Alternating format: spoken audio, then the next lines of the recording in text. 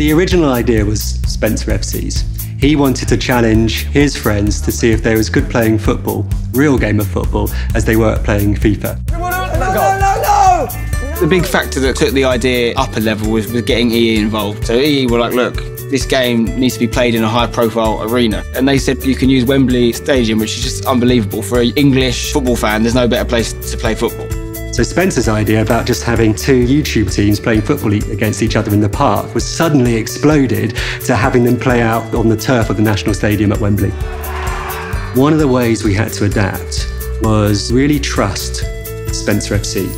We had to trust his judgment, we had to trust what he knew about his audience. Folk were just key from day one in managing the process and helping make my idea come to reality, you know, the production, the planning, everything. Spencer became a co-creative director working with us. He gave us the insight and the inspiration into helping us create new ideas.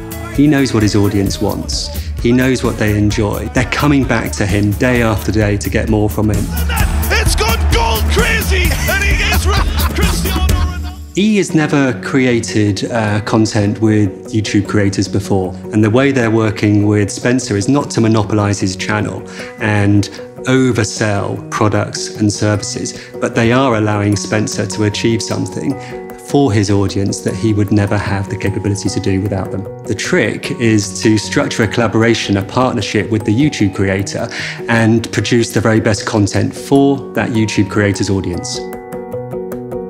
YouTube, I've worked in advertising and production, so I was used to the back and forth between brands and creatives and trying to get the best product and the best end result, but also trying to do what the brand wants and getting them the exposure they want and the right things promoted. So I was prepared for that going in. We had a number of occasions where Spencer would make a call on the way we were approaching some of the work. And for us, it sounded odd at the time. It was like, yeah, I don't know if we agree. And obviously they'd come back with their thoughts. And occasionally they might say, look, we think maybe we try this. And there was a lot of compromising here and there. But in hindsight, everything that he was putting forward, everything that he suggested we should amend, tweak slightly, made for better content.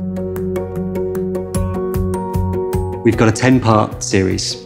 And each episode we made was 15 minutes. We felt that was probably too long, and he convinced us it wasn't. The majority of my videos are over 10 minutes. So for me to create a series on my channel that would be 5 minutes long, each episode wouldn't make any sense. It wouldn't be fitting with the rest of my content. So I think EE were quite receptive to that. I want to tell a story. I don't want to just make a trailer every episode and you know, leave people wanting more. I think as agencies, we're often advised around creating shorter, sharper content. And this proves that that mid to long form content is received very well by the audience we're creating it for. The minute you take content like this and you put it on a branded channel or a new channel, you lose a native audience. You know, there's obviously an X amount of views that a video I would make would get as a given, if you like, which has obviously been earned over time. And you can't really fake that.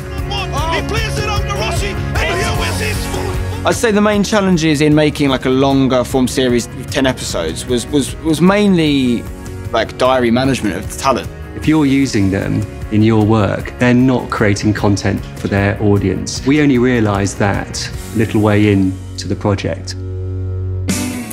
We had our target of 10 million views and we smashed it.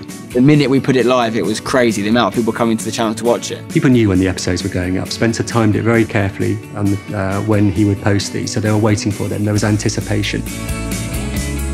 One thing the Wembley Cup did was create a precedent, not just for me, just so I can say I created this, which is great, but for YouTube in general. You know, these things can work so well. And you look at the results we had, I like to think that advertisers and agencies are going to look at it and say, we want to do a Wembley Cup. This project was a first time to get 28 YouTubers together, all playing a game of football in Wembley Stadium. Our next first should be to fill Wembley Stadium with YouTube fans.